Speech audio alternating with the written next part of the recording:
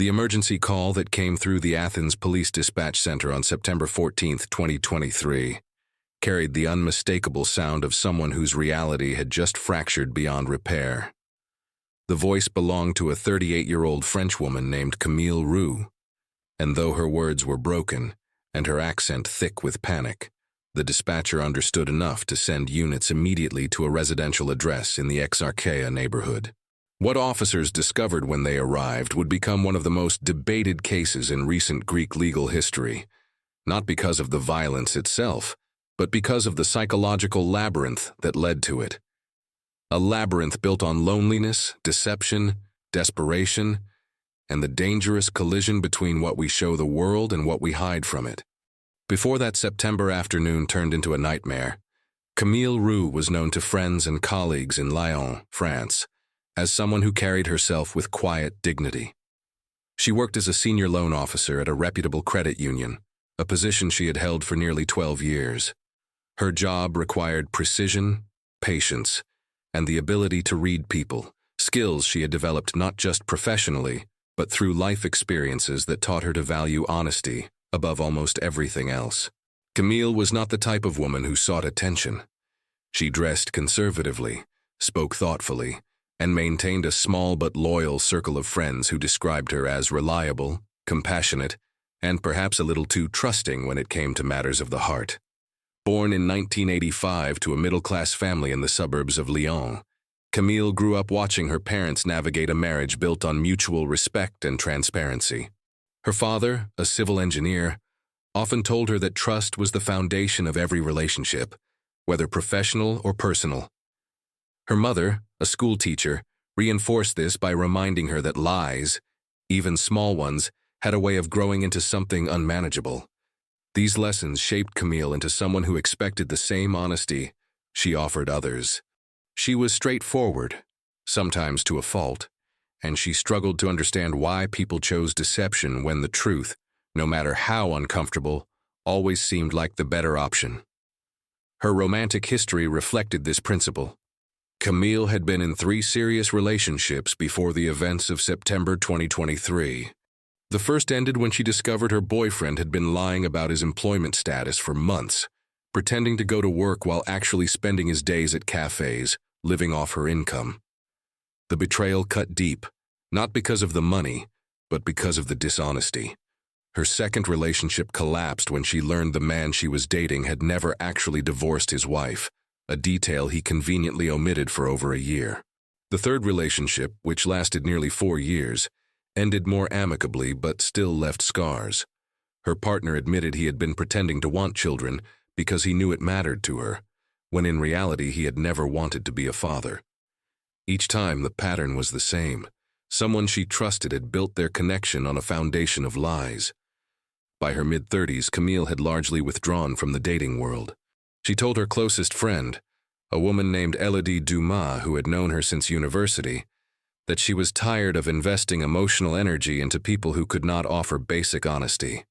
Elodie, who had recently found happiness through an online dating platform, gently encouraged Camille to give it one more try. She argued that the right person was still out there, and that closing herself off completely would only guarantee loneliness. Camille resisted for months, insisting she was content with her life as it was. But loneliness, no matter how much we deny it, has a way of making itself known in quiet moments, late at night, when the silence becomes too loud to ignore. It was during one of those moments on a cold evening in late March 2023 that Camille finally downloaded the dating application Elodie had recommended. She created a profile with simple, honest information, a clear photo showing her as she was, a straightforward bio mentioning her work, her love for classical music, and her appreciation for people who valued transparency. She was not trying to impress anyone. She simply wanted to meet someone who understood that honesty mattered more than perfection. For weeks, the app sat mostly unused. Camille checked it occasionally but felt no real connection with the profiles she encountered. She was on the verge of deleting it entirely, when, on April 19th at approximately 10:30 in the evening, a notification appeared on her screen. A match. The name read, Dimitris Papadopoulos, and the profile picture showed a man with warm eyes, a confident smile, and a backdrop that appeared to be somewhere along the Greek coastline. What Camille did not know, could not have known, was that the man behind that profile had constructed an identity designed to compensate for a reality he believed would disqualify him from love. Dimitris was real. His name, his location in Athens, his career as a freelance graphic designer, all of that was true. But the photographs he used were not recent. They were taken nearly 15 years earlier, before a degenerative spinal condition had permanently altered his physical stature. At 43 years old, Dimitri stood at 1.32 meters tall, approximately 4 feet 4 inches, a result of progressive vertebral compression that doctors had been unable to prevent. The condition had developed slowly throughout his 30s, robbing him of nearly 30 centimeters of height and leaving him with chronic pain that required daily management. Dimitris had not always lived with this reality. In his 20s, he had been of average height, active, social, and confident. He had dated, traveled, and envisioned a future that included marriage and children. But as his condition worsened and his height diminished, so did his sense of self-worth. He watched relationships dissolve as partners struggled to reconcile the man they met with, the physical changes they witnessed. Some left quietly, others with painful honesty, admitting they could not see a future with someone whose appearance was so far from societal expectations. Each rejection reinforced the belief that his physical reality made him unworthy of love. By the time he created his online dating profile in early 2023, Dimitris had convinced himself that the only way someone would give him a chance was if they fell in love with his personality first, before ever seeing him in person. He told himself it was not deception, but strategy. He reasoned that if a woman got to know his heart, his humor, his intelligence, then his height would become irrelevant. He believed that love, real love, should transcend physical appearance. But in constructing this justification, Dimitris ignored a fundamental truth. Deception, no matter how well-intentioned, builds relationships on unstable ground. And when that ground inevitably shifts, the collapse is often catastrophic. Still, when Camille matched with him that April evening and sent a polite introductory message, Dimitris felt something he had not felt in years: hope. And he made the choice, conscious and deliberate, to let her believe the man in the photographs was the man she would one day meet. Their early conversations were unremarkable, in the best possible way. They talked about work, about the differences between life in France and Greece, about books and music and the small frustrations of daily existence. Camille appreciated that Dimitri asked thoughtful questions and seemed genuinely interested in her answers. Dimitris, for his part, found Camille refreshingly direct and kind, qualities that felt rare in his experience. As days turned into weeks, their communication became a daily ritual. Morning messages over coffee, lunchtime check-ins, evening phone calls that stretched late into the night. They discussed childhood memories, family dynamics, past heartbreaks, and future hopes. Camille told him about her father's recent passing, and how it had left a void she was still learning to navigate. Dimitris shared his frustration with his career, explaining that freelance work could be isolating and unpredictable. What neither discussed, however, was the one truth that would eventually destroy everything they were building. By mid-June, their connection had deepened into something neither had anticipated.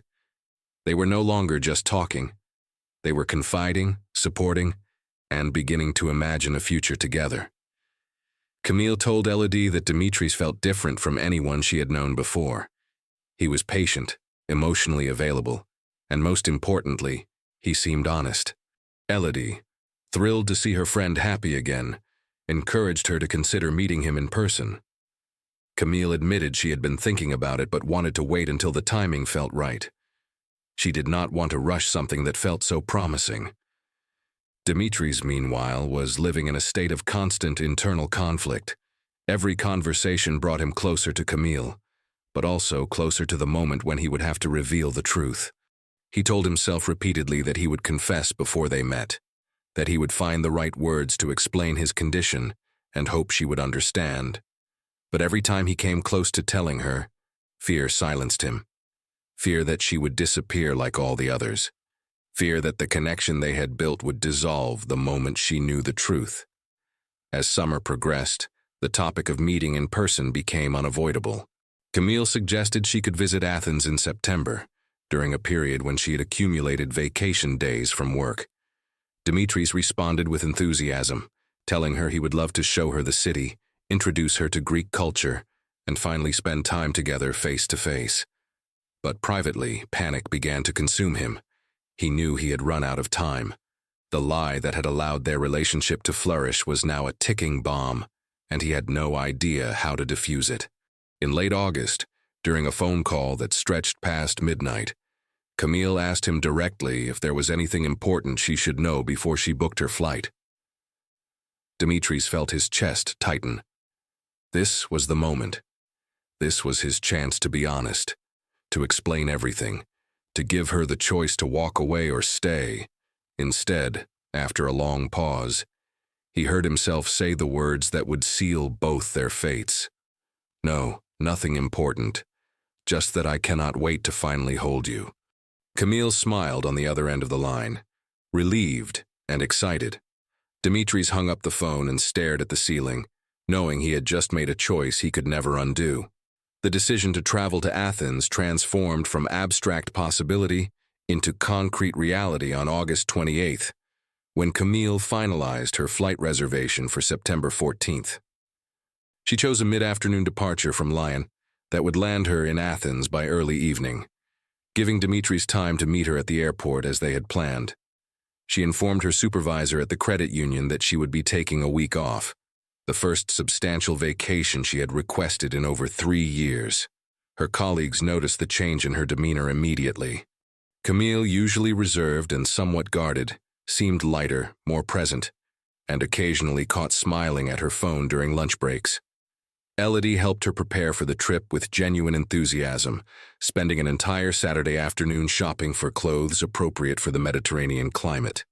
They discussed what Camille would say when she first saw him, how she would manage the inevitable awkwardness of transitioning from digital communication to physical presence, and what it might mean for her future if this relationship developed into something permanent. During the 2 weeks leading up to her departure, Camille and Dimitris spoke every single day, sometimes multiple times. Their conversations had evolved beyond casual chat into something deeper, more intimate, filled with the kind of vulnerable honesty that only emerges when two people believe they have found something worth protecting. Camille told him about her fears regarding the trip. Not fears about him specifically, but general anxiety about whether the chemistry they shared digitally would translate into real life. Dimitris reassured her with words that felt genuine and thoughtful, telling her that connection like theirs did not simply disappear when people met in person, it only deepened. What he did not tell her was that he had barely slept in days, that his apartment was filled with half-written confessions he could not bring himself to send, and that every reassuring word he offered her felt like another brick added to a wall that would eventually collapse on both of them. Dimitris spent those same 2 weeks trapped in a cycle of intention and paralysis. Each morning, he woke with the resolution to tell her the truth, to send a message explaining his condition, attaching recent photographs, and giving her the opportunity to change her mind before investing in the trip. He would sit at his computer, fingers hovering over the keyboard, constructing sentences that tried to capture the complexity of his situation. But every draft felt inadequate. How do you explain to someone that the person they have been falling in love with does not physically exist in the form they imagine? He would delete the messages before sending them, convincing himself that face-to-face confession would be better, more honest, more humane. His younger sister Elena, who lived in Thessaloniki, noticed something was wrong during one of their video calls and asked if he was feeling all right. Dimitris deflected by blaming work stress. If Elena had known what he was planning, if she had understood that he was about to bring a woman to Athens under false pretenses, she would have intervened. But Dimitris shared nothing, and so Elena remained unaware that her brother was walking toward a disaster he had created himself. As September 14th approached, Dmitri made practical preparations that existed in strange contradiction to his emotional chaos. He cleaned his apartment thoroughly, removed items that might reveal his true height, such as step stools he used to reach kitchen cabinets, purchased fresh flowers for the small dining table, and planned an itinerary of places they could visit together. The night before her arrival, he stood in front of his bathroom mirror and practiced the words aloud. "Camille, there is something I need to tell you about myself, something I should have told you months ago." His reflection stared back, and the words felt hollow, inadequate, destined to fail. Meanwhile, Camille's final evening in Lyon was spent with Elodie, who reminded her to trust her instincts and to remember that she deserved someone who treated her with respect and honesty. That night, as she packed her suitcase one final time, she placed a small framed photograph of her late father in the side pocket, a talisman of sorts, something to remind her that the values he taught her about honesty and integrity were worth holding on to. September 14th arrived with clear skies and mild temperatures. Camille's flight departed on schedule at 2:15 in the afternoon, and she spent the journey alternating between reading a novel she could not focus on and composing text messages to Dimitris. When the plane began its descent into Athens International Airport, she looked out the window at the sprawling city below and thought about how strange and wonderful it was that technology had allowed two people from different countries to find each other. Dimitris arrived at the airport nearly 2 hours before her scheduled landing time, positioning himself near the arrivals gate, watching travelers reunite with family and lovers. He had rehearsed the moment countless times, but now that it was approaching, every scenario felt wrong. Should he wait until they were alone in his car? Should he tell her immediately, right there in the airport? His hands shook as he checked his phone repeatedly, tracking her flight status, watching the minutes count down toward a moment he both desperately wanted and desperately feared. When Camille emerged from the arrivals corridor at 6:43 in the evening, pulling her suitcase behind her and scanning the crowd for a familiar face, she felt a surge of anticipation that made her heart race. She looked for the man from the photographs, the tall figure with the warm smile, and it took her several seconds of searching before her eyes landed on someone she did not immediately recognize. A short man, significantly shorter than average, standing near the barrier with a sign that read, "Camille," in careful handwriting. She stared at him, confusion registering first, then a slow, creeping realization that made her stomach drop. The face was familiar. The eyes, the shape of his features, those matched the photographs she had studied for months. But everything else was wrong. The height, the posture, the physical reality of the person standing before her bore almost no resemblance to the man she had been falling in love with.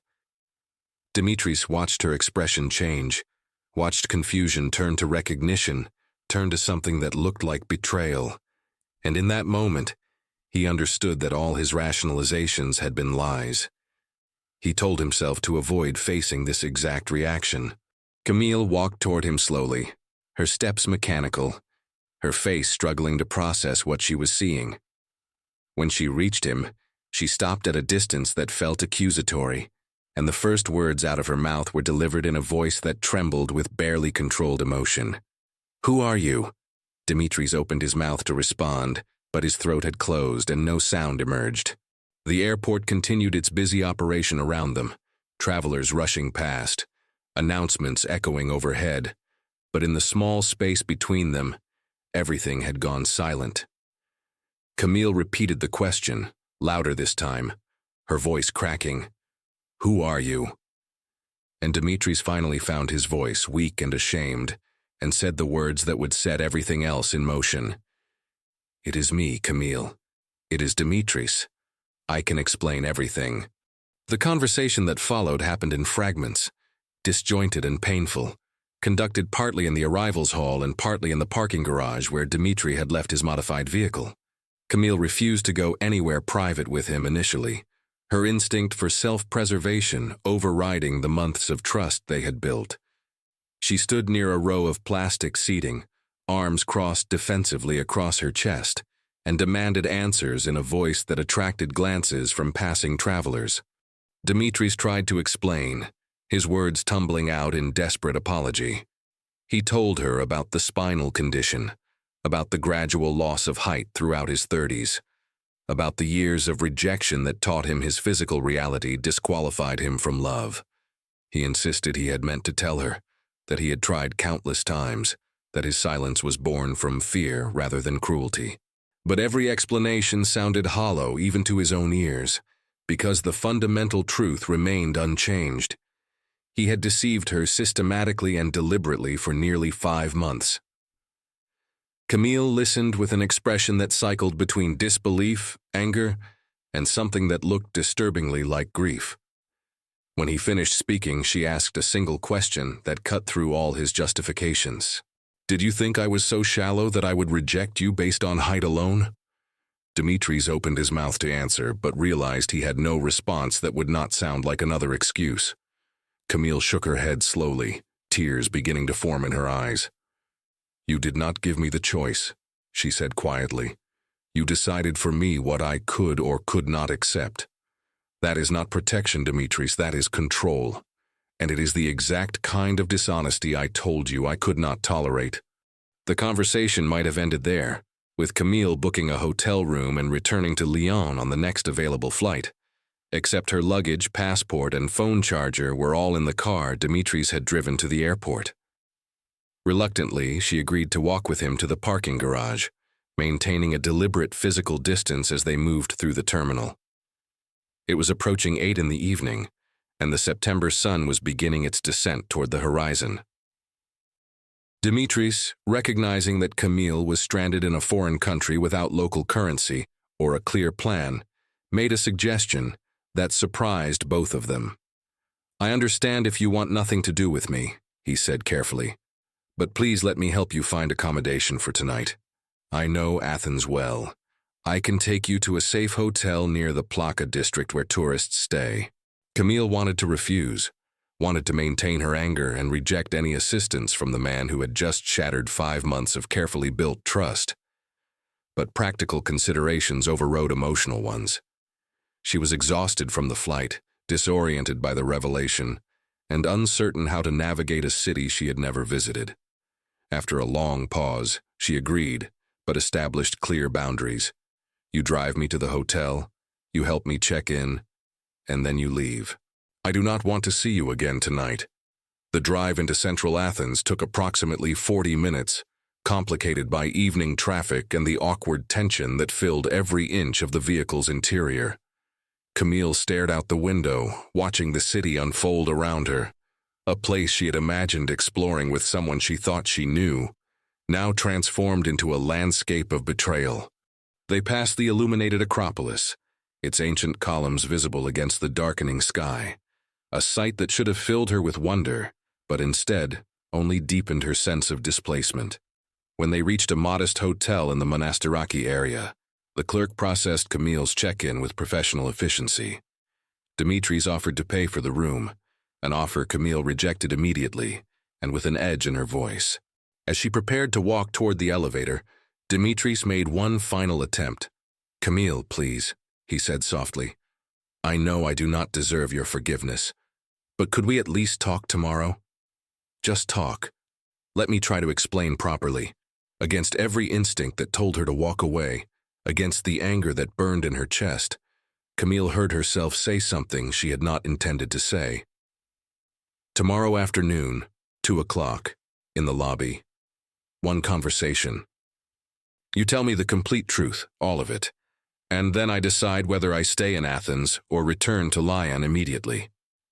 Dimitris nodded rapidly, relief and gratitude flooding his features. "Thank you," he whispered. Camille did not respond.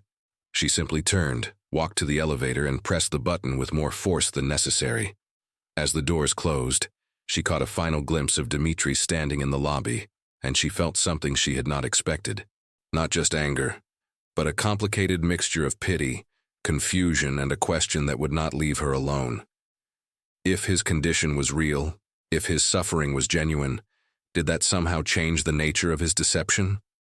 Her hotel room was small but clean, with a window that overlooked the narrow street below. Camille sat on the edge of the bed, and for the first time since arriving in Greece, allowed herself to fully process what had happened. The tears came suddenly and forcefully, months of anticipation and hope collapsing into the reality of betrayal. She thought about calling Elodie but could not bear to hear the sympathy. She thought about her father, about what he would have advised, and heard his voice in her memory saying that honesty was the foundation of everything, but also that understanding why people made mistakes mattered as much as judging the mistakes themselves. She stayed awake until nearly 3 in the morning, alternating between anger and something softer, something that acknowledged the pain she had seen in Dimitri's eyes. By the time exhaustion finally pulled her into an uneasy sleep, Camille had not forgiven him, but she had reached a tentative conclusion. She would hear him out tomorrow, would listen to the full story, and then she would make a decision based on whether the person he actually was could ever be reconciled with the person he had pretended to be. Camille woke the following morning to sunlight streaming through the thin curtains of her hotel room, momentarily disoriented before the events of the previous evening came flooding back with painful clarity. She checked her phone and found several missed calls from Elodie, along with text messages asking how the arrival had gone. Camille typed a brief message saying she had arrived safely and would call later when she had more time. She could not bring herself to explain what had happened. Not yet. Not while she was still processing the shock and betrayal herself. After a long shower that did little to wash away her emotional exhaustion, she went downstairs to the hotel's small breakfast area, where she forced herself to eat despite having no appetite whatsoever. The hours between breakfast and the scheduled 2 o'clock meeting crawled by with agonizing slowness. At 1:45, she took the elevator down to the lobby. Dimitri's arrived exactly at 2 o'clock, punctual in a way that reminded her of all the times he had called precisely when he said he would. He had clearly made an effort with his appearance, wearing a clean button-down shirt and carrying a folder that Camille assumed contained documentation of some kind. When he reached her, he asked quietly if they could talk somewhere more private, perhaps in the hotel's small courtyard garden. Camille agreed, following him outside to a shaded area with several tables and chairs arranged beneath olive trees that rustled gently in the afternoon breeze. They sat across from each other, and for a long moment neither spoke. Finally, Dimitri's opened the folder and removed several items, photographs, and medical documents that he spread carefully on the table between them.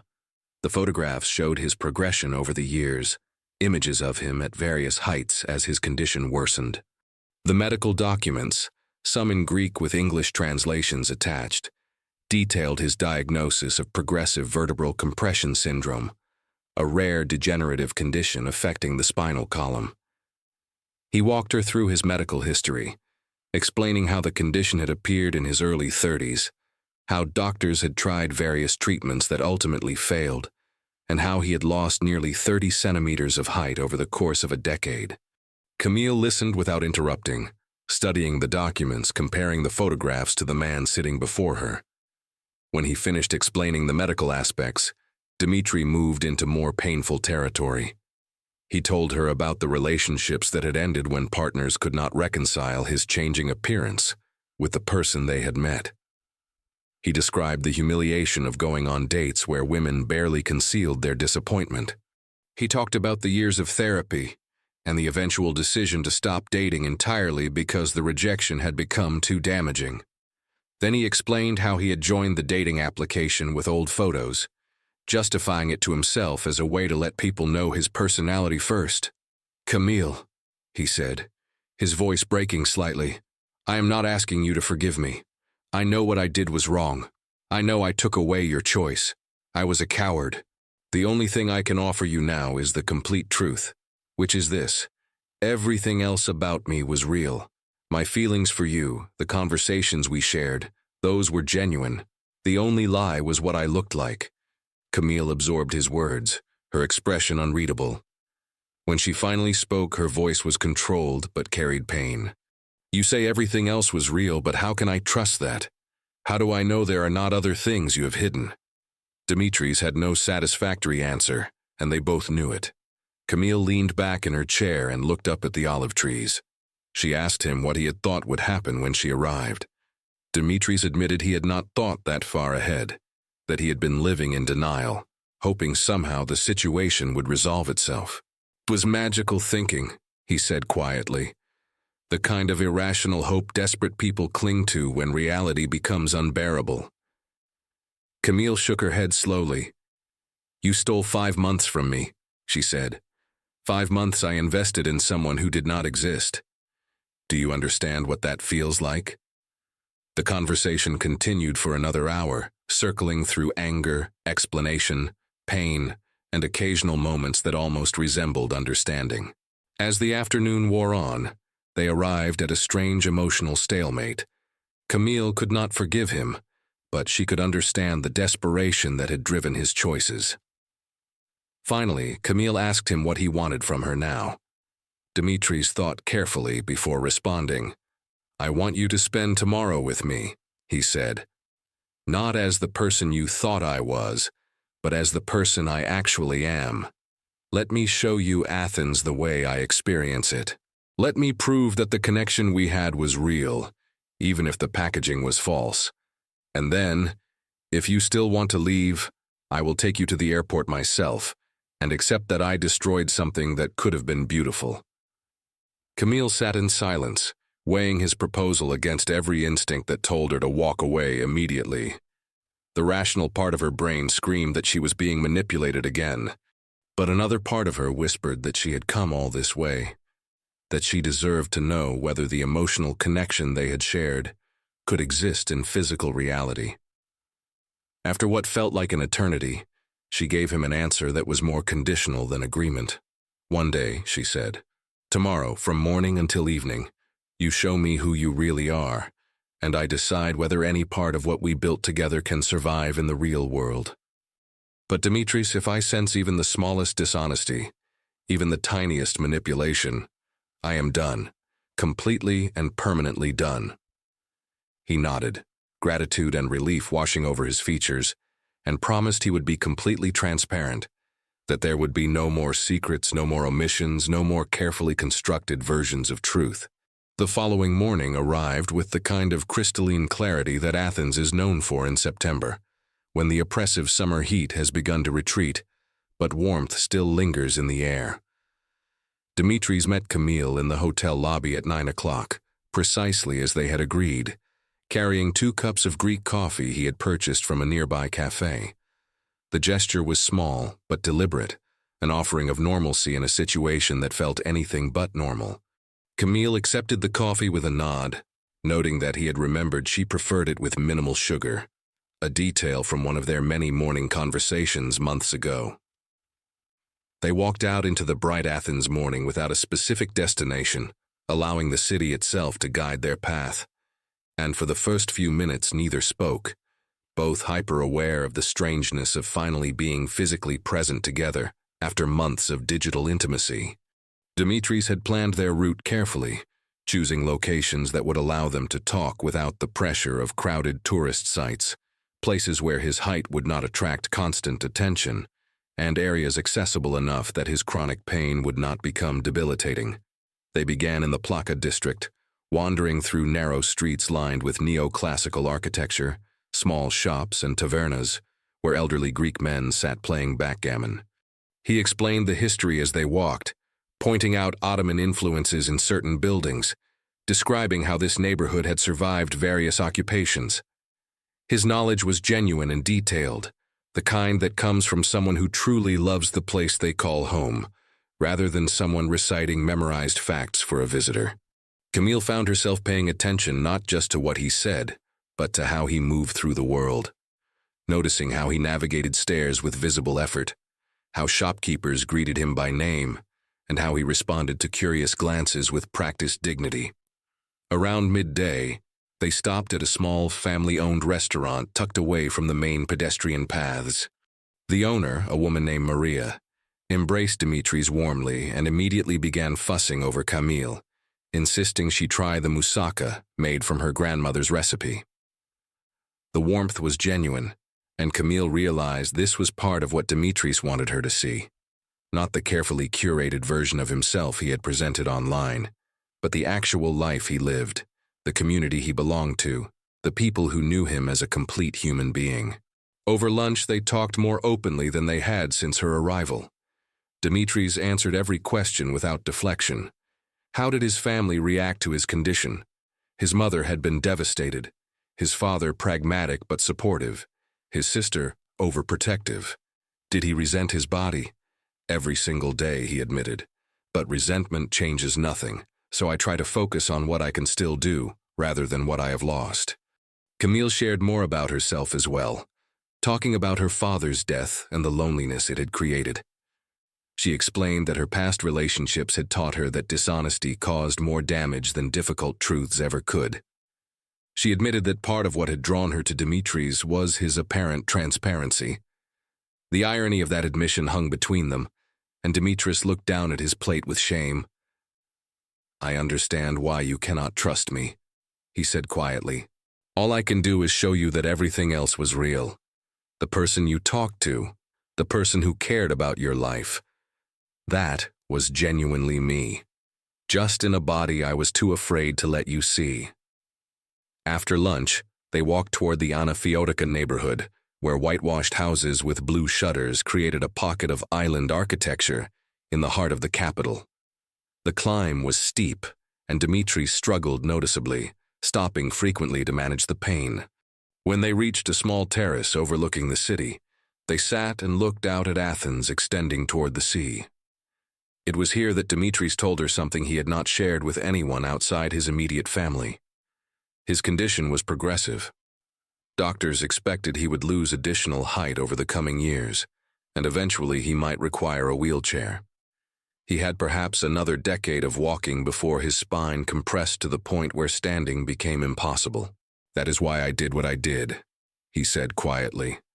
"I thought if someone loved me before knowing about the condition, they might stay when it got worse. I know that is twisted logic. I know it is unfair. But loneliness makes people desperate, and desperation makes people stupid." Camille listened with an expression that mixed empathy and hurt. She understood his fear because she carried similar fears herself. But understanding did not erase the betrayal. Finally, she spoke carefully. "I can see that you were in pain," she said. "I can see that your choices came from fear rather than malice. But your pain does not erase mine. You made a choice for both of us, and that choice has consequences. I do not know if I can move past this." Dimitris nodded without argument.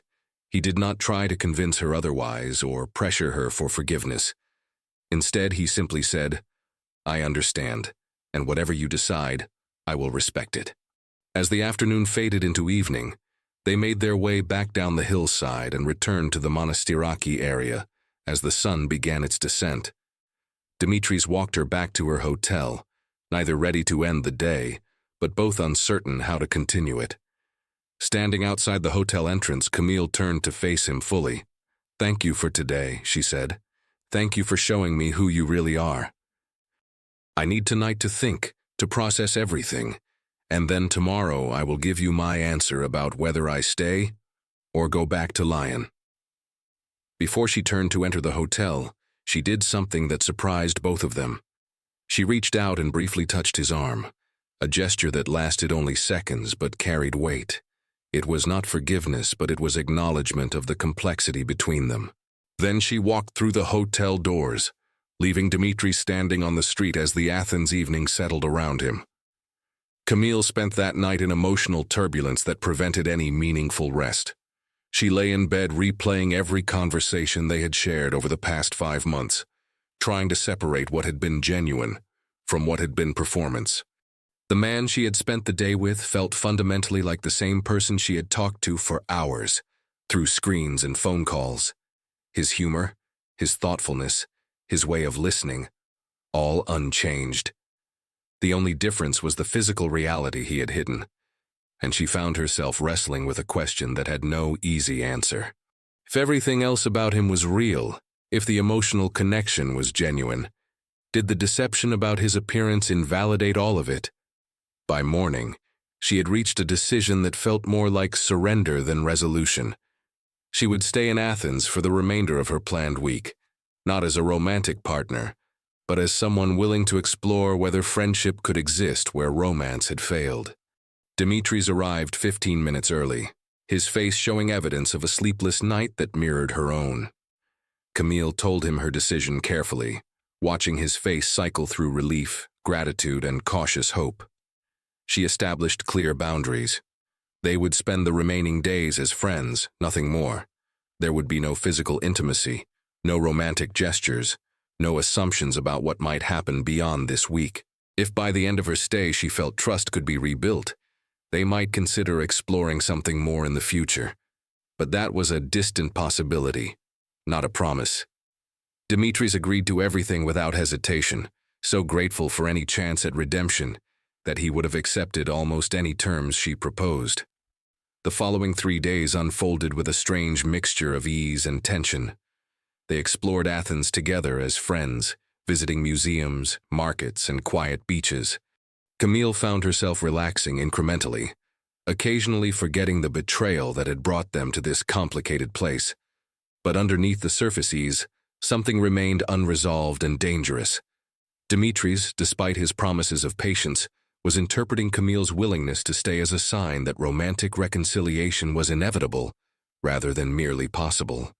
He began making small gestures that crossed the boundaries she had established, reaching for her hand while they walked, suggesting they share a hotel room, making comments about their future together that assumed outcomes she had not agreed to. Each time, Camille gently but firmly reminded him of the limits she had set, and each time he apologized, but the pattern was becoming increasingly uncomfortable. On the evening of September 18th, their 4th day together, the tension finally surfaced. They had spent the day at the Temple of Poseidon in Sunion, and on the drive back to Athens, Dimitris told her he had been researching flights from Lyon to Athens, and had even begun thinking about moving to France to be closer to her. The presumption implicit in these plans triggered something in Camille. She asked him to pull over, and when he parked along a quiet stretch of road, she turned to face him with controlled frustration. "You are doing it again," she said, her voice shaking. "You are making decisions about our relationship without my consent. This is the same pattern, Dimitris. The same lack of respect for my autonomy." Dimitris tried to defend himself, but Camille cut him off, months of frustration finally breaking through. "No," she said firmly. "This is not commitment. This is control dressed up as devotion. You decided what I could know about you. You decided when to reveal the truth. And now you are deciding what our future looks like without asking me if I even want that future." The argument escalated quickly, fueled by days of suppressed tension. Dimitris grew defensive, accusing her of being unable to see past his appearance, suggesting her anger was really about his height rather than his deception. "I am done," she said, her voice cold with finality. "Take me back to the hotel. I am booking a flight home tonight. I should never have given you this chance." Dimitris felt panic surge through him, the familiar terror of abandonment that had driven all his worst decisions. He grabbed her arm, not violently but desperately. "Please, Camille, do not do this. I can change. Just give me more time." But Camille pulled away. "Let go of me," she said. "Take me back to Athens now." Dimitris did not let go. Instead, his grip tightened slightly, desperation overriding judgment. "You cannot leave. Not like this. We can fix this." His voice had taken on an edge that frightened her, and she realized suddenly that she was alone on a dark road with someone whose emotional stability she had overestimated. Camille reached for the door handle, trying to exit the vehicle, but Dimitris grabbed her other arm, physically preventing her from leaving. Camille screamed at him to let her go, and the sound seemed to shock Dimitris into awareness. He released her arms immediately, his face showing horror, but the damage was done. Camille threw open the car door and stumbled out onto the roadside, breathing heavily, shaking with adrenaline and fear. Dimitris emerged from the driver's side, moving around the vehicle toward her, his hands raised in a placating gesture that only increased her panic. What happened next unfolded in seconds but would be debated for months in courtrooms. Camille, terrified and cornered on a dark road, grabbed a heavy flashlight that had been in the car's door pocket. Dimitris continued moving toward her, still trying to apologize, not recognizing how his advance was perceived as threat. When he reached for her again, saying her name, Camille's fear converted to action. She swung the flashlight with all the force desperation could generate, connecting with the side of his head. Dimitri's dropped instantly, his small body crumpling onto the dusty roadside. For several seconds, she could not move, could only stare at the motionless figure at her feet. Then she dropped to her knees beside him, checking for a pulse, her hands shaking badly.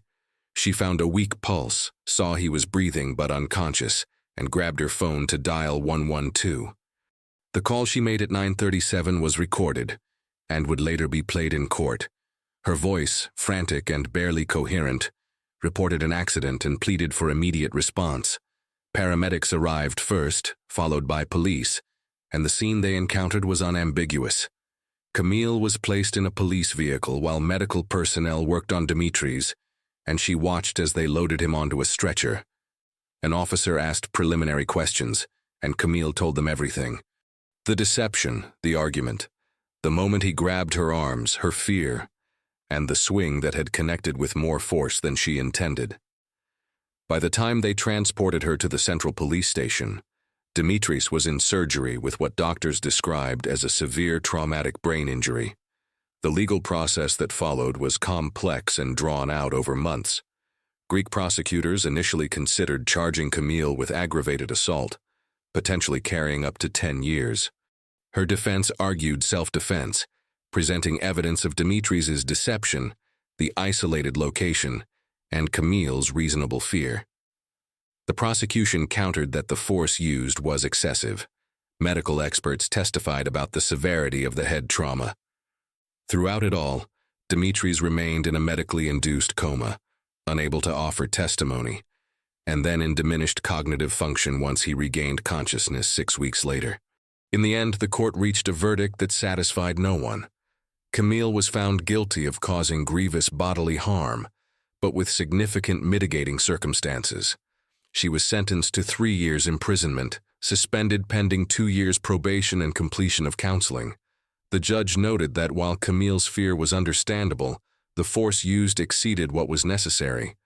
Both parties, the judge concluded, had made choices that led inexorably to disaster. Dimitri survived, but with permanent neurological damage affecting his memory, speech, and motor control. The blow had injured his brain and caused him to fall in a way that further compressed his already damaged spine. He would never walk again, confined now to the wheelchair he had feared for years. His sister Elena took over his care, moving him to Thessaloniki where she could supervise his rehabilitation. Camille returned to Lyon, to her job and her life, but carried the weight of what had happened in every moment. She attended her required counseling sessions, completed her probation, and eventually found a measure of stability. But the woman who had boarded that flight to Athens full of hope no longer existed.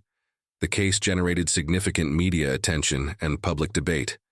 Some sided with Camille, arguing she had been victimized twice.